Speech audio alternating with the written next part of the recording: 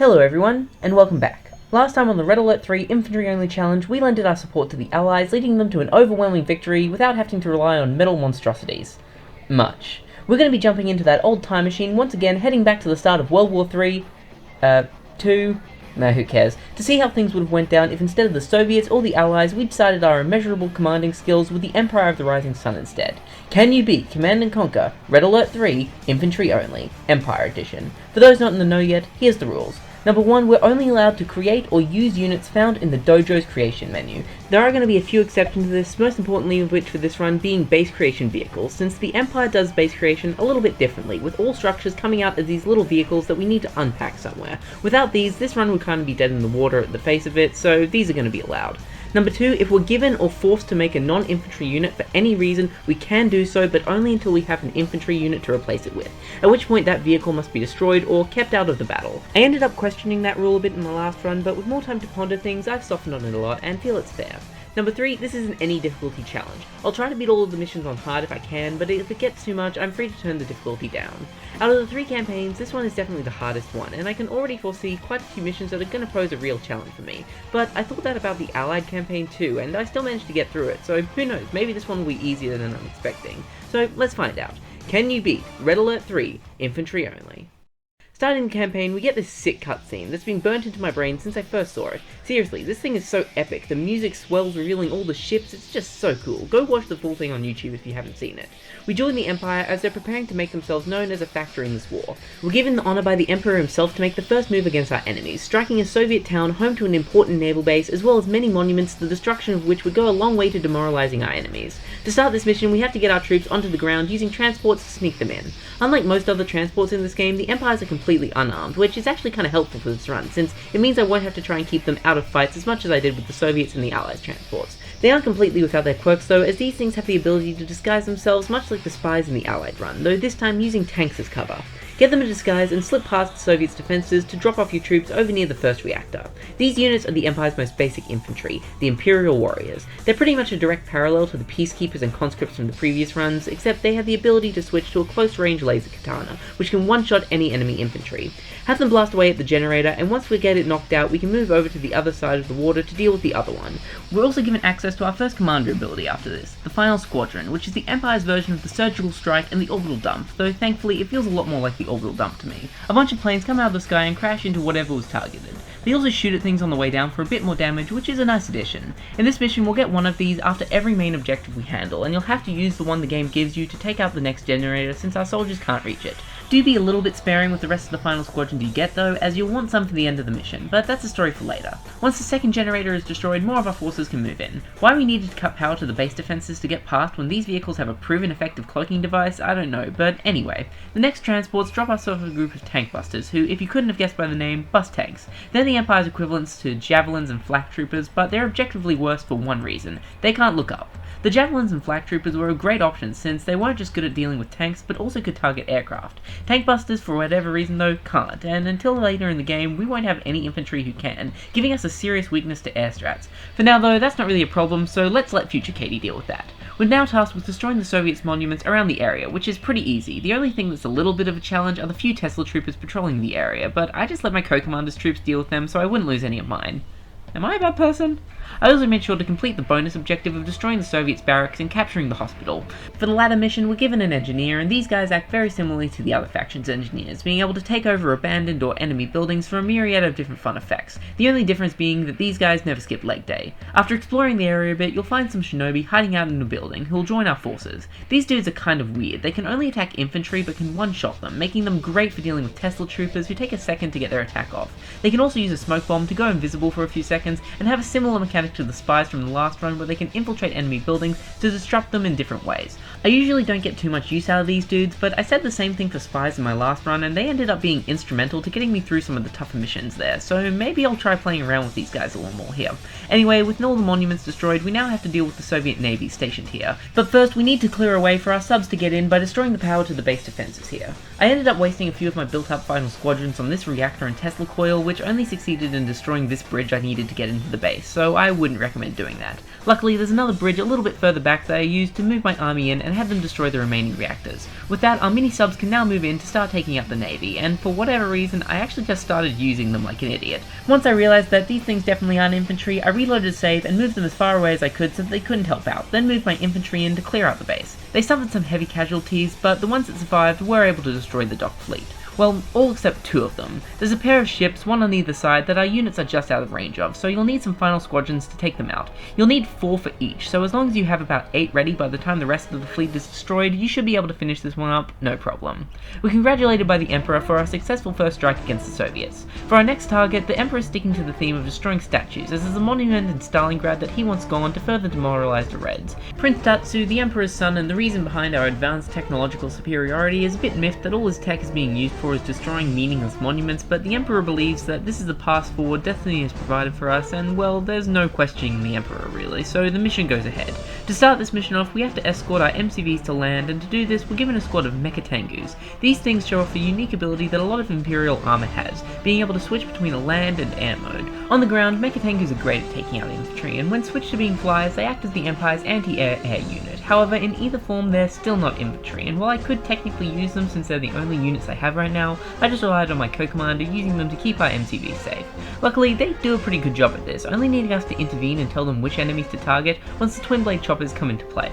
Once your MCVs are unpacked, you'll want to make some generators, refineries, and of course a dojo to start pumping out tank busters. You should also build a lot of base defenses and switch into the anti-air mode since we still don't have any infantry that can target flyers yet. There's also a side objective in this mission, which is just to destroy a bunch of different monuments. Seriously, what does the Emperor have against statues? Once I had enough tank busters, I moved them over to destroy the statue right next to my base, as well as getting them to collect all the money crates for a bit of extra moolah. I then rendezvoused them with the rest of the tank busters and Imperial warriors I'd made, and moved them up to destroy the monuments in the top right of the map. Unlike the last monuments, the Soviets actually make an effort to defend these ones, but not much of one. As long as they don't send any twin blades to mow down our soldiers, these should fall pretty quickly. The last of the monuments are behind enemy lines, and as such are much more defended, so we're probably going to need a bigger force to take it on. While I built up my army, I softened up the Soviet defenses with final squadrons and the lives of my co-commander's men. Once I was happy with my army, I moved them in through the hole I was creating in the defenses, trying my best to avoid drawing the attention of the twin blades since, away from my anti-air base defenses, these soldiers are sitting ducks. Once in the base, I focused on destroying their unit creation buildings, which, once they're all gone, actually causes the entire base to just up and disappear, making it a lot easier to focus on taking out the monuments. We're not done in this mission yet though, as now transports carrying a bunch of parts for our top secret weapon are being sent down the river in the middle of the map, and we have to keep them safe until they get by. On hard difficulty, even if one of them is destroyed, you're a failure and the game hates you, so make sure to stay on your toes. As long as you have forces covering most of the river to kill any enemies that try and get close, it's not really too hard. Just be quick taking them out so you don't get overwhelmed, and this mission should be in the bag. We're almost ready now to unleash our secret weapon on the Soviets. This mission is basically just a straight up part 2 to the last one, seeing us again defending the cargo transports as they make their way to deliver the last of the secret weapons parts. To do this, we're given a squad of VXs, and these are easily my favourite vehicles in the Empire's arsenal. In the ground mode, they act as pretty effective anti-air, but when transformed, jump into the air and can now unleash devastating missile attacks on enemies below. I've mentioned before how I prefer using air strats in this game, so in previous runs I've gotten a lot of use out of these things. However, obviously for this run, we won't be seeing them too awful much. That doesn't mean that air strats are off the table though. Since we don't have any other units to utilise yet, we can use these things here to defend the transports. I did try letting them go undefended to see if they could make it, and no points for guessing how that ended. Even with my VXs, I had a lot of trouble, as if even one transport goes down, it's mission over, but eventually I was able to get them all to safety. With that, the final pieces of the puzzle are in place, and our super weapon can make its grand reveal, and... oh god, how am I going to swing this thing as infantry? Yeah, so our super weapon is this giant mecha with 3 bodies, each wielding a massive sword, and we have to use it to destroy the Soviets' base, and yep, it's definitely not infantry. I mentioned in the comments of my last vid that I had no idea how to justify using this thing, and commenter Kyle Randomness pointed out that it almost definitely has infantry controlling it, and therefore should be considered like any weapons infantry use, but much bigger. And I like that justification, since it was bound to piss some people off, but in all seriousness, I don't think this unit really counts as anything. We only get access to the Shogun Executioner in like 2 missions missions, I think, and we can never build one ourselves in regular gameplay. It sits so far out of the realm of the rest of the game that I don't really have a problem allowing it in this run. Plus, it's not like we even get access to any infantry in this mission, so if you disagree and still think it should count as a vehicle, it would be allowed here anyway. So with that settled, let's get some smashing in. The rest of the mission is basically a foregone conclusion. Nothing the Soviets can throw at the executioner can really do much, and even if it does start to get low on health, Tesla weaponry actually heals it, so you can just kind of stand in front of a Tesla coil or a Stingray to get it back up to full health.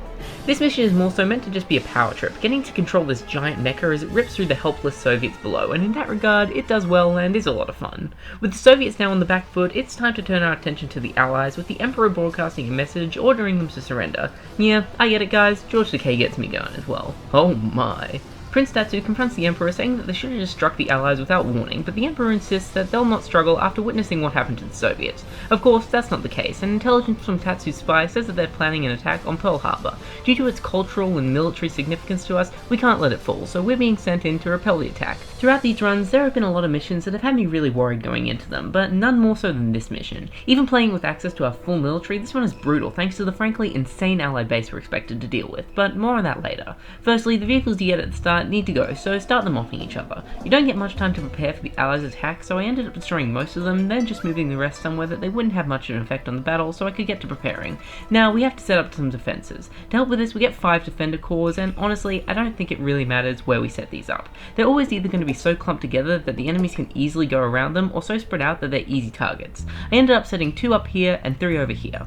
I then sold off my dock, mecha bay, and mainframe, and used the funds to start mass producing shinobi and sending them to form a choke point in the water here. These should help with taking out any dolphins that the Allies send after us. I then captured the radar towers to get a better view of the Allied base, just in time for their attack to begin. We have to hold out for about 10 minutes and 30 seconds before the Imperial fleet can join us to destroy the Allied base. If we let 3 of the Imperial docks and monuments get destroyed, it's game over. That might not sound like a long time to have to hold out, but with how brutal the Allied attack can be, this feels like an eternity. I'd start making a bunch of tank busters and some Imperial warriors and send them to either side of the island to help repel attacks landing there, but honestly, there's not really much you can do here. There seems to be a lot of variance in when the Allies will send attacks in and what their forces will be made up of, so you really just need to hope for good RNG. I found that dolphins were the easiest to defend against since our shinobi can pretty quickly dispatch these flipper wannabes. About halfway through the countdown, a small fleet of ships will arrive, which obviously we can't use, but our co-commander can get some use out of them.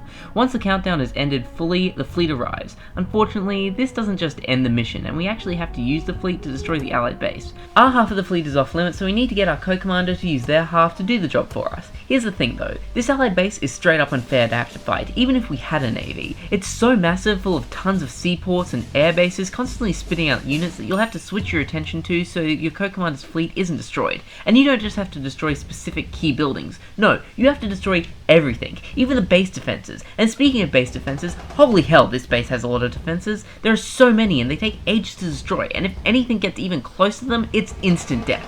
I thought that the long-range Shogun battleships would be able to take them out from a distance, but half of the time my co-commander got confused and would just run them straight into the defense's range, getting her ships destroyed.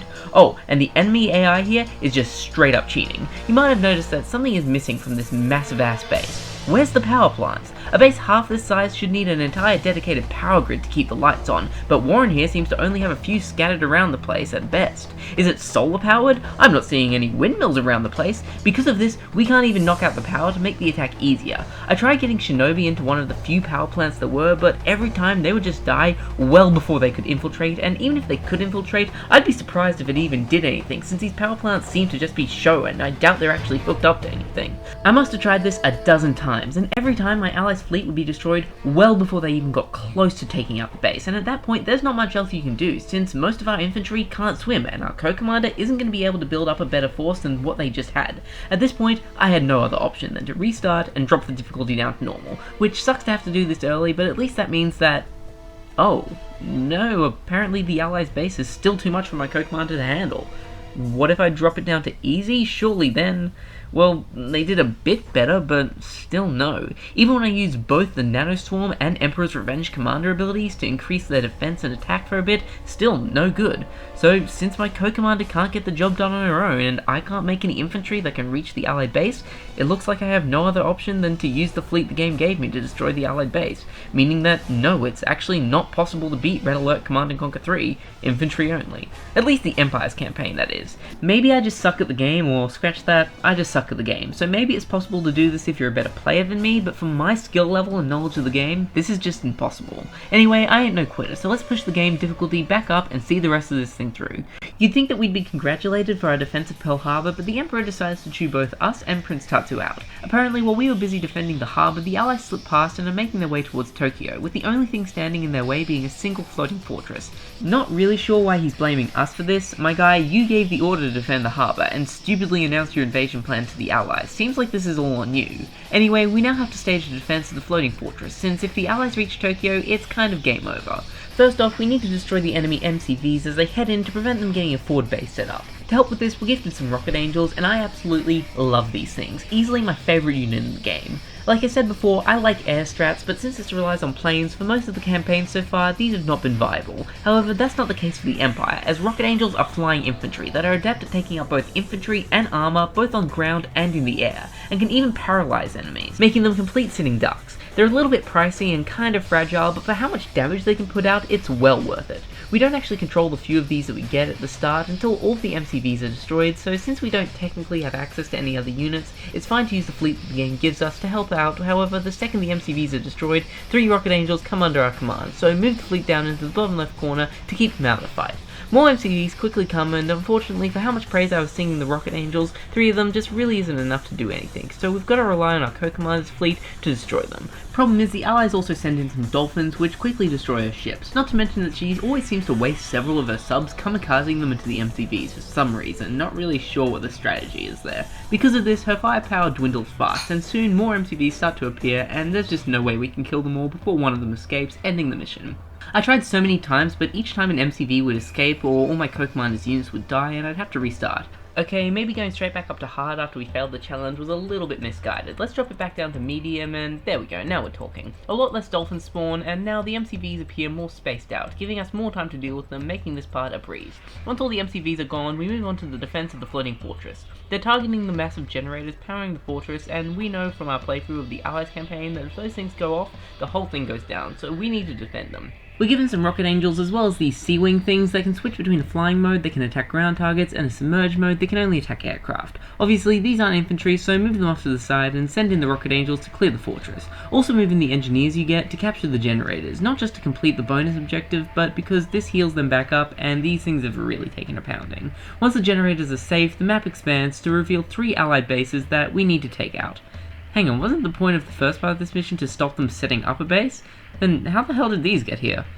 Whatever. The fleet that we used in the first part of the mission also joins us again to help with this, but you know the drill, just move them off to the side where they can't do anything. Move in the MCV and the nanobay cores that you get and set them all up. You also want some more refineries to go on the ore mines out back, so make a couple more of those. Also start mass producing Rocket Angels, and when you have about 15, send them down to take out the base on the bottom left. It shouldn't have had a chance to get any defenses up yet, so it should be a pushover, and even if it does have its defenses up, Giles isn't cheating like Warren, so destroying his power plants will knock them out. I'm genuinely still pissed about that, I'm not gonna lie. Regroup your Rocket Angels with any new ones that have been produced and send them over to take out the base on the top right. Same thing goes for this one as with the last one. They don't have any multi-gunner defenses up to deal with our Rocket Angels, so it goes down easy.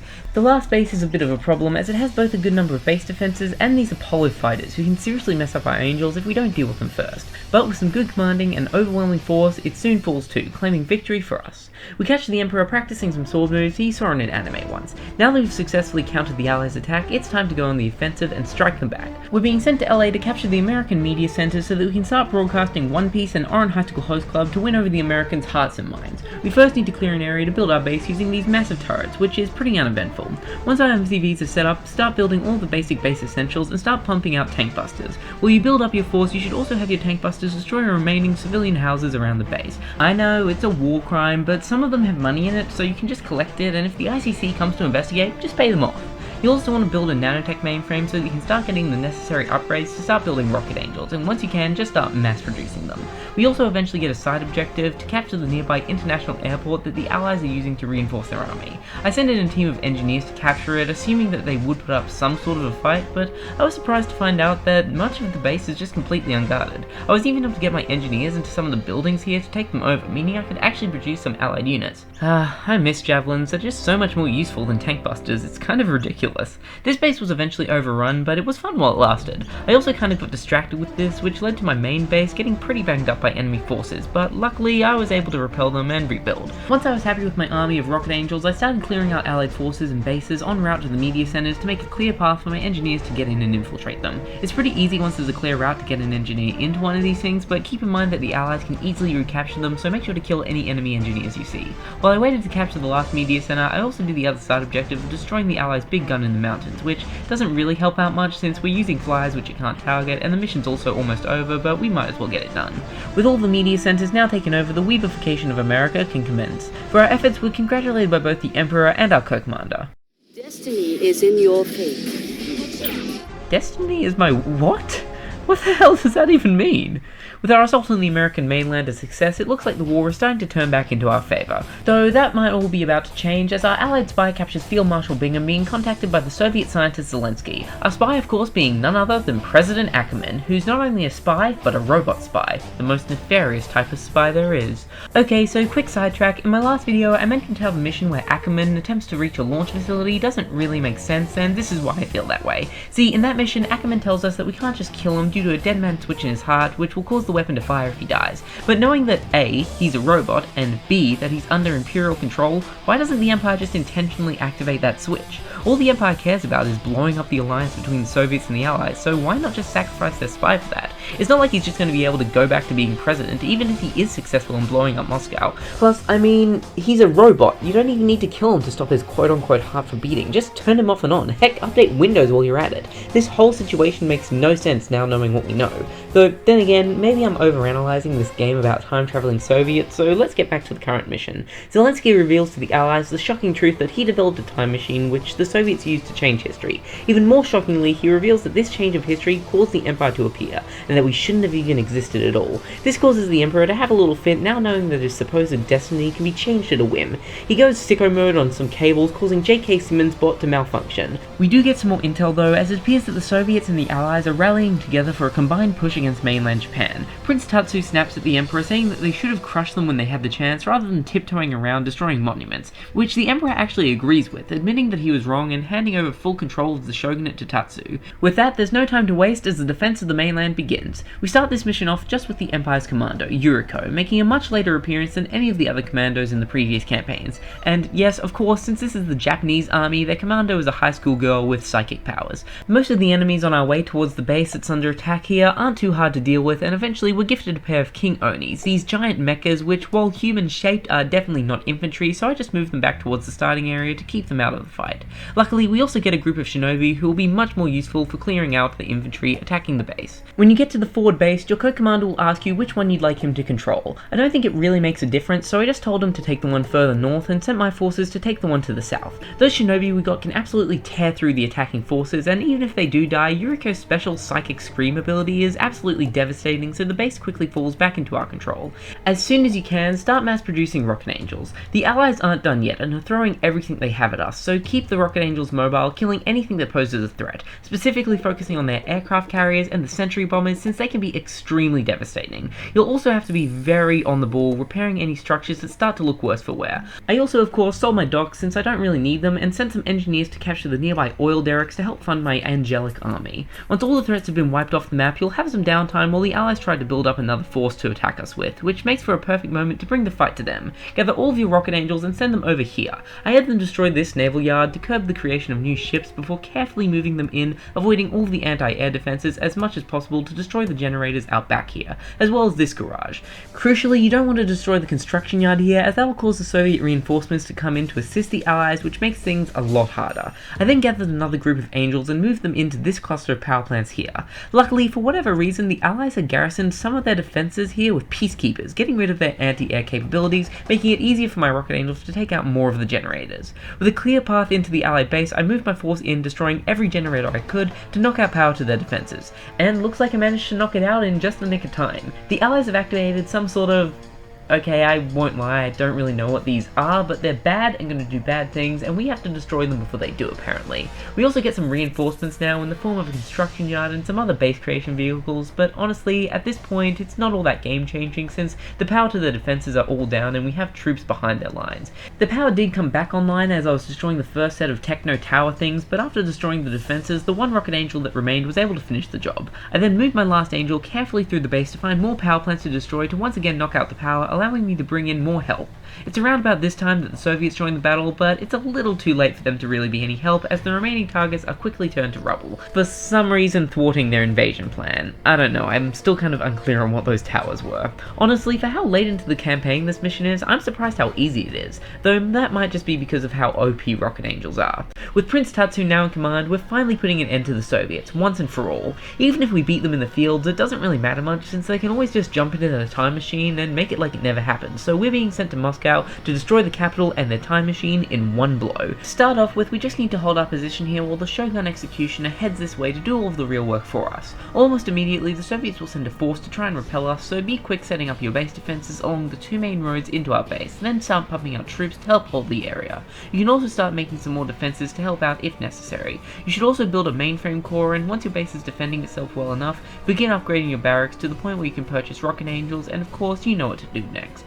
We're also given access to the Empire's super weapon for this mission, the Psionic Decimator, which honestly isn't all that crucial here, but it's still probably wise to buy it just in case. Once the Shogun Executioner shows up, we can finally go on the offense. Just like the last time we had this friendly fella, this bit's basically just a power trip. This time the Soviets use a few less Tesla weapons, making healing the Executioner sometimes a bit more of a struggle, but again, as long as you just leave a few Tesla coils alive, nothing can really pose a threat to this thing as it tears a path through to the Kremlin. Don't ignore your base entirely though, as the Soviets will still be trying to destroy it, so keep your rocket angels ready to destroy anything that looks threatening. Once the Shogun's made its way to the Kremlin, don't destroy it just yet. Instead, move your rocket angels up to meet it, since once it's destroyed, the Soviets try to make a mad dash with the time machine, instead of just using it. From what I've found, if the twin blade carrying the machine gets going, it's as good as gone, meaning an automatic defeat for us, so you'll want to have your angels finish the job before it even gets a chance to take to the sky, bringing an end to the Soviets once and for all.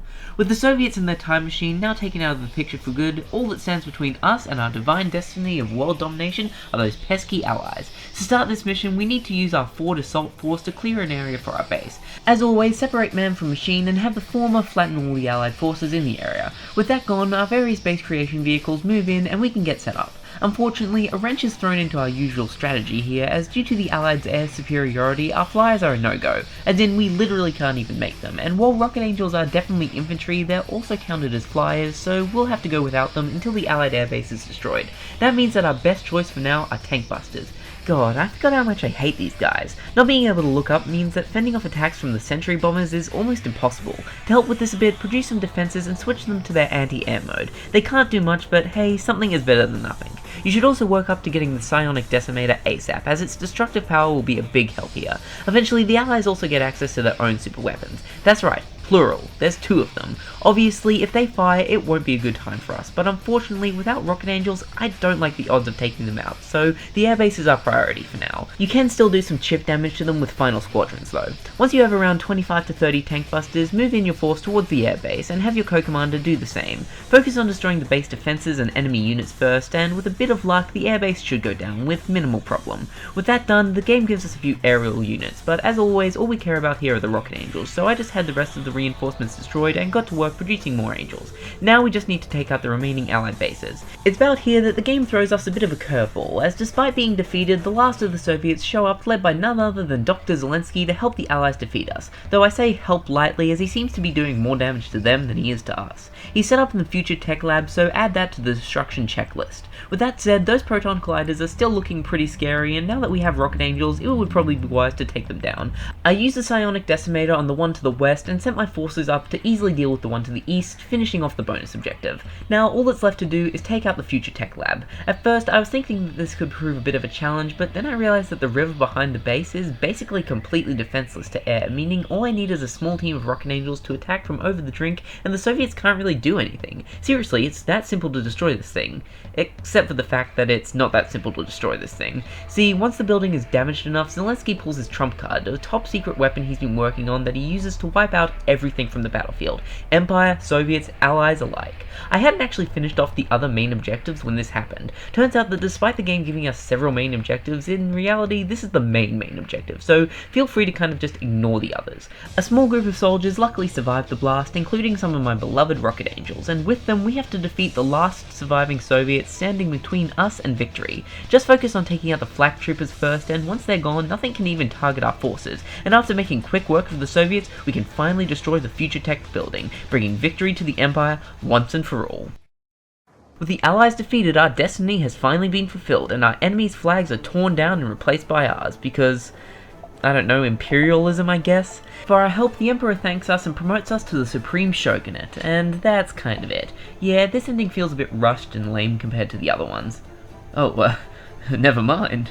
So, can you beat Red Alert Command & Conquer 3 Infantry only? Sadly, no, not this time. Damn, that sucks. I was really hoping we'd get the trifecta. It is entirely possible, if not likely, that I'm just really bad at the game, and if that wasn't the case, it could be done, but as I'm shamefully constrained by my own abilities, for now, I have to call this one impossible. While this was the last campaign for the game, I'm not finished with Red Alert 3 just yet. I've still got all the DLC campaigns to play through, which I'm actually really excited for, since I've barely touched Uprising, but that's a story for another time. So, thanks for watching. If you enjoyed the video, why not consider liking and subscribing for more content like this. Until next time, I've been Katie Cat, and thank you for watching.